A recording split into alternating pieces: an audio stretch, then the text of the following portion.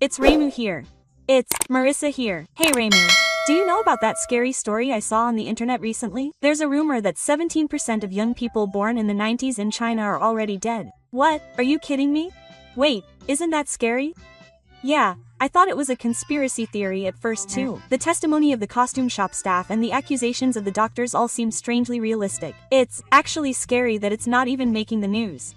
The scariest thing is that the deaths of young people aren't abnormal. They've become a daily occurrence. What? Young people suddenly collapse and quietly disappear on a daily basis? Oh, and the government isn't saying anything. And the statistics are full of inaccuracies. Something is definitely breaking down, even if it's quiet. Isn't it more like society itself is breaking down than a disease? This time, we'll delve into the reality of the invisible mass murder that's happening in China, and the dark side of the system that's blinding people to it. It's not the numbers that are scary anymore. It's the atmosphere where no one is surprised by them anymore that's the scariest thing. Take your time. Hey Marissa, is it true that 17% of young people in China born in the 1990s have already disappeared? Oh, at first I thought it was a lie, but it seems that the numbers actually have some basis. Wait a minute, and that's even though there wasn't a war, right? That's right, they're saying that about 33 million people have disappeared even though there was no war or disaster or anything. 33 million. That's not even close to the level of national collapse. In fact, it's all over Chinese social media. But the Chinese government hasn't even made an official comment on this story. They haven't even denied it?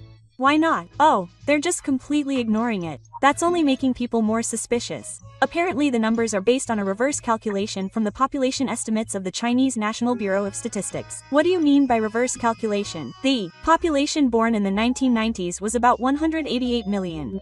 From that, the current number of people alive is around 155 million. In other words, about 33 million people have disappeared. Wait, that's too much. But isn't that a natural death? That's the problem. Even though they're still in their 30s, this violence rate is abnormal. For comparison, the mortality rate for people born in the 1980s is less than 5%. It's only in the 90s that it suddenly increases.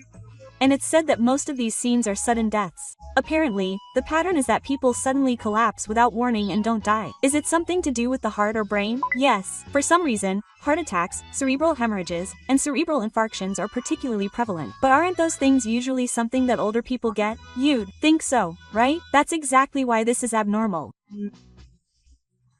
Sudden deaths among young people are so common. And it's scary that no one is reporting it on the news.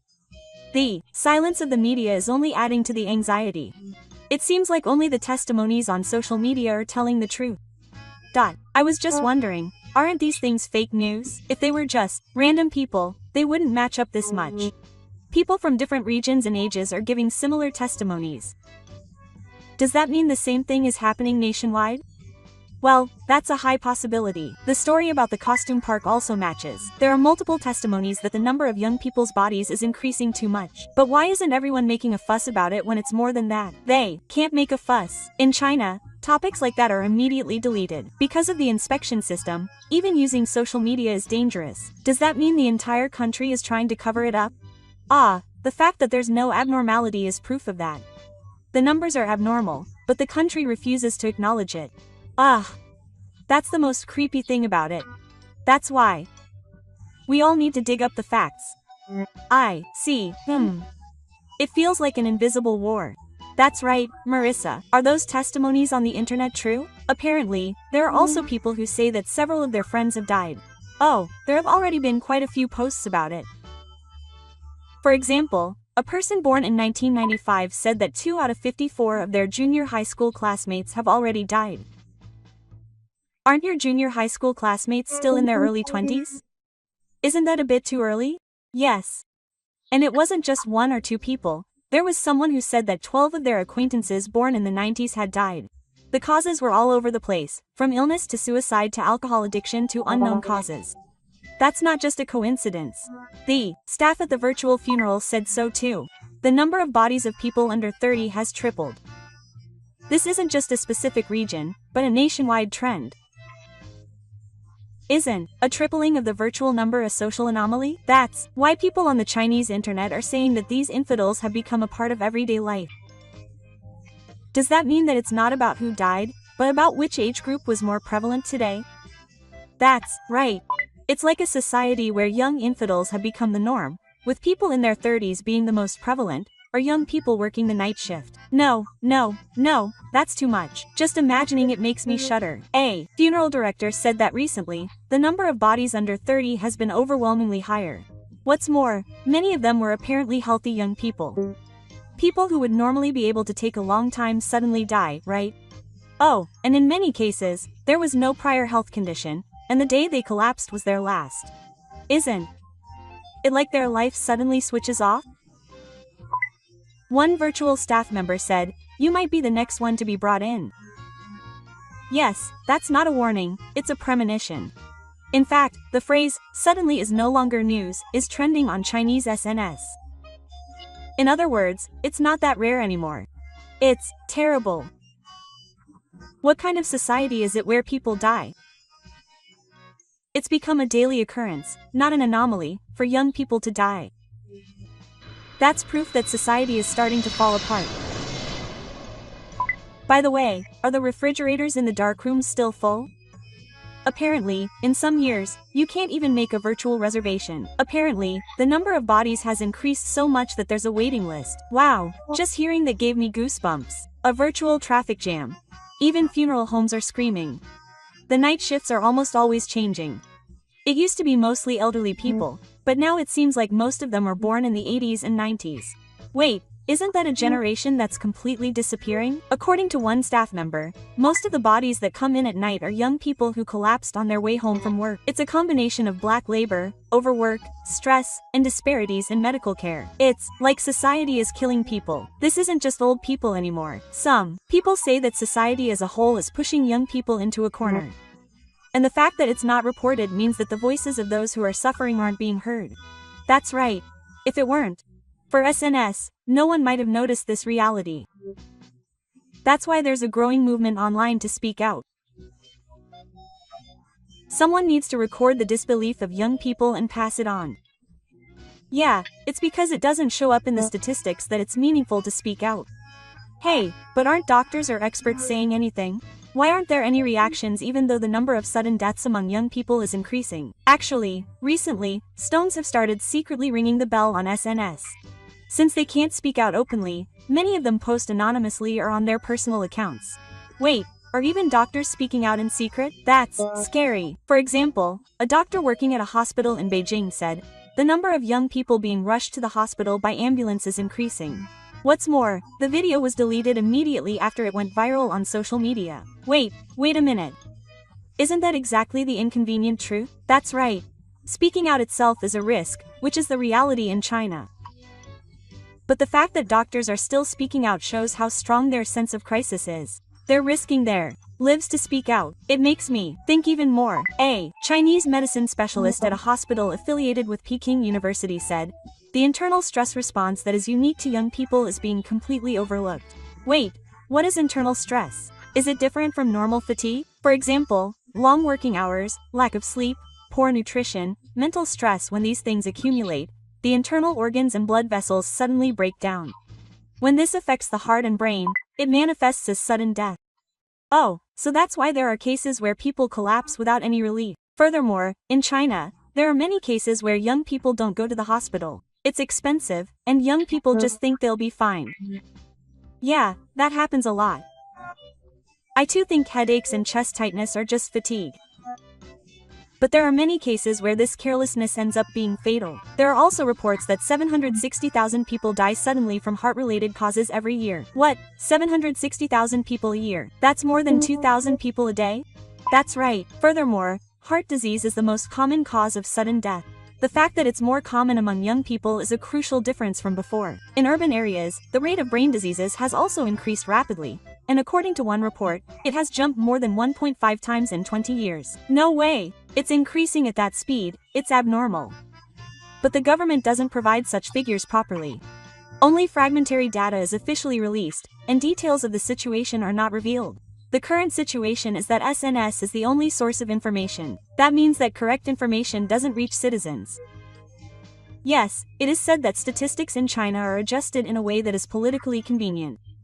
In fact, the voices of the medical field are ignored, there is no news coverage, and we can't know anything unless we rely on social media.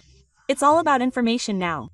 The medical field is overwhelmed, but the country is not taking action. That's not just a collapse of the medical system, it's a collapse of the nation. Some doctors are saying that this is no longer medicine, but a battlefield.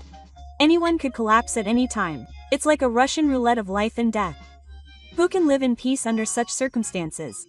In fact, even doctors and scholars are collapsing. The head of the pediatrics department in his 50s suddenly died, and a health-conscious bodybuilding professor also resigned. Is that a lie? Even people who work out are no good. Oh, they care about their health more than anyone else, and other people are dying. In other words, it's at a level where individual efforts can no longer prevent it. I can't take it anymore. We live in a world where even staying healthy can't be protected. The only way to change this situation is to fix reality. We need to pick up the voices of medical professionals and spread them. That's true. If we don't speak up, nothing will change. Marissa, I've been listening to you so far and I'm wondering why so many deaths aren't reflected in the national statistics. That's the real problem. According to the official statistics released by the Chinese government, only about 35 million people born in the 1990s died. Isn't that almost the same as the 33 million people being said online? But that's the cumulative number of deaths across all generations. And yet, it's being said that 33 million people from the 90s alone have died. Wait, doesn't that mean the numbers are broken? That's right. There's no consistency at all. That's why it's called statistical magic. The superficial numbers may add up, but the reality doesn't match up. So the actual number of deaths could be higher. Oh, and there are people on social media who say the actual number is over 40 million. Especially in rural areas, there are many cases where deaths are not even reported by the death certificate office and are instead assumed. So, does that mean that there are no records? That's right. There are cases where people are cremated at funeral homes but no death certificates are filed. The rate of issuing death certificates is extremely low, especially in rural areas. It's not that they're no longer treated as human beings. In China, they're not reported, and they're considered non-existent. That's why statistics are always overreported. Some say that even if 7 people actually die, only 1 to 3 are reported. Wait, that's not just the tip of the iceberg, is it? That's right. There are a lot of invisible deaths that don't show up in the statistics. The 90s generation in particular is in their prime working years, so it's hard to identify their deaths. Overworked doctors and all side effects from vaccines are being written off as unexplained. The country is pretending that there are no problems. That's what the national gaze is. State-run media won't touch on the matter at all. On the contrary, there are cases where accounts are frozen if they do. Controlling discussion on social media is no longer about democracy. In fact, even in urban areas like Beijing, it's risky to talk about the new coronavirus. That's why doctors and funeral workers are posting anonymously. But there are still people who feel they have to speak out now. That just shows how serious the situation is. Trust in statistics is also in jeopardy. It's becoming common knowledge on social media that you shouldn't trust government figures. We've reached a point where citizens have no choice but to rely on their own voices. What kind of dystopia is it when you can trust anonymous testimony instead of the government? What's more, there are recent suspicions that even the spread of the disease is being concealed. It's possible that not only the death toll but also the number of infected people has been falsified. In other words, no one really knows how many people have died or been infected. That's why Chinese netizens are saying that they have no choice but to count for themselves. They can only infer the whole picture from fragmentary information such as posts on social media, crowds at costume parties, and local funerals. It's like putting together the death toll from puzzle pieces. That's exactly right. But the government is trying to destroy even those puzzle pieces. They're deleting posts, silencing witnesses, and manipulating the numbers. In this way, they're taking away the sense of reality of death. It's not just the numbers, they're trying to erase memories. Furthermore, China has recently begun to implement lockdowns again. Didn't the lockdown mean that COVID-19 was over? It's just supposed to be over, but in reality it's not. The post-COVID management system is being restarted in a different form. In China, citizens' lives are being controlled in the name of infectious disease control. Are you kidding me? Are we going to go through all that hell again with curfews and PCR tests? In fact, in some years, PCR tests have been made mandatory again. What's more, not just those who request them, but even those suspected of having had close contact with someone are being forcibly tested and isolated. What? Fines based on suspicion alone. That's no longer medical care, it's crackdowns. In fact, there are reports of power being cut off if someone refuses. The entire building's electricity is cut off to force the residents to take the test. What? Cutting off the electricity to their homes is the same as blackmail, isn't it? In fact, a terrifying system of collective responsibility has been introduced where the entire building is punished if they don't cooperate. If one person refuses, everyone is penalized. This is a system where residents monitor each other no longer. That's right, in China, the culture of reporting is being revived. If someone thinks something is suspicious, they report it immediately. That's how they get tested and isolated. It's no longer a battle against disease, but a battle between citizens against each other's memories. It's just like the sci-fi movie Stopia. But now medical expenses are increasingly being covered by accidental payments. In the past, the government provided free care, but now medical care is subject to fines. You have to pay for tests and accommodation in isolation facilities yourself. If you refuse, you'll be punished. What? If you get sick, you'll have to pay for money, time, and punishment all at once. Yes, that's how infectious diseases are equated with social penalties. That's China today. It's so strict that if you get sick, your life is over. What's that? Social management efficiency is not prioritized over physical health. That's true. Right now, there's a new initiative called Zero Mosquito Production. Mosquitoes? Could it be that infectious disease control is coming into play this time? That's right. A virus is spreading due to a disease, and then a new round of lockdowns and disinfection is happening all over China. Wait, isn't that just a way to deal with insects? Why is there such a fuss? The problem is the scale of the measures. Drones spray disinfectant all over the city in the middle of the night, engulfing it in a white mist. What's more, they're spraying it on dry concrete, leading to suspicions that it's just a facade. So they're trying to give the impression that they're doing something to the residents rather than actually doing it? Yes, that's what they're saying, and it's not satellites, it's just a staging. Drones, disinfectants, and armed police are all working together. It's basically a military control system. Isn't the goal not to control the virus but to suppress human behavior?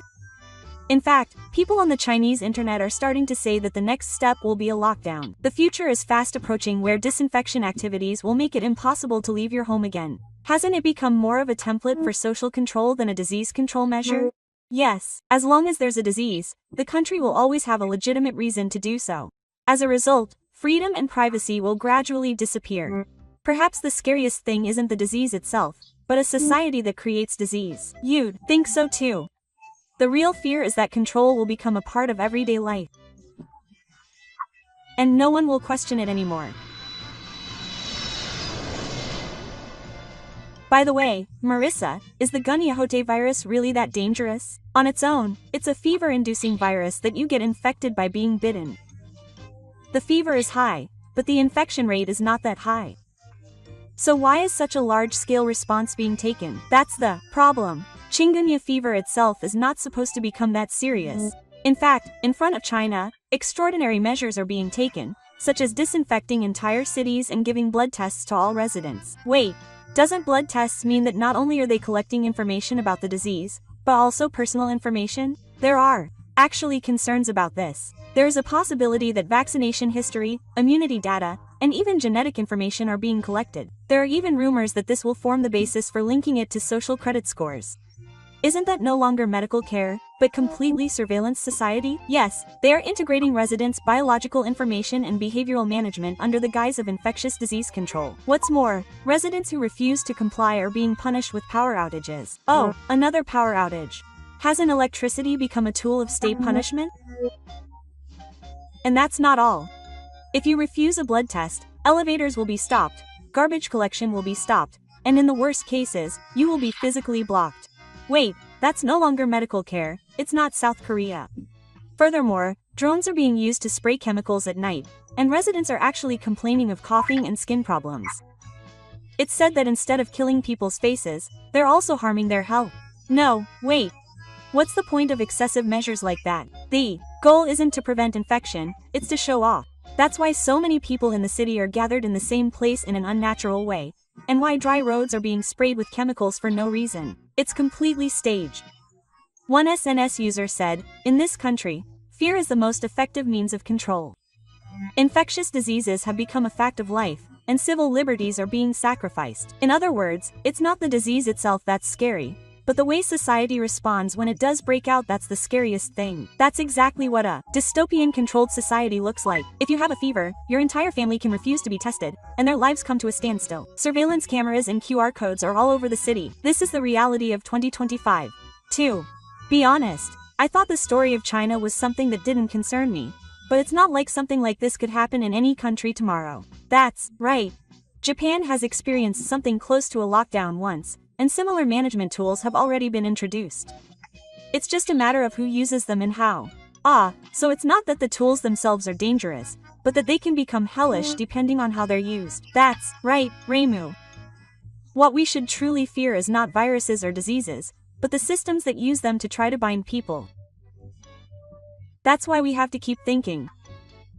Are these really necessary measures? And speak out while we can. That's right. Remaining silent means aiding in the control. That's why the present moment when I can speak out is precious, Reimu. That's all for the explanation. Was that easy to understand? So, if you enjoyed this video, please subscribe to the channel. Come back again for more.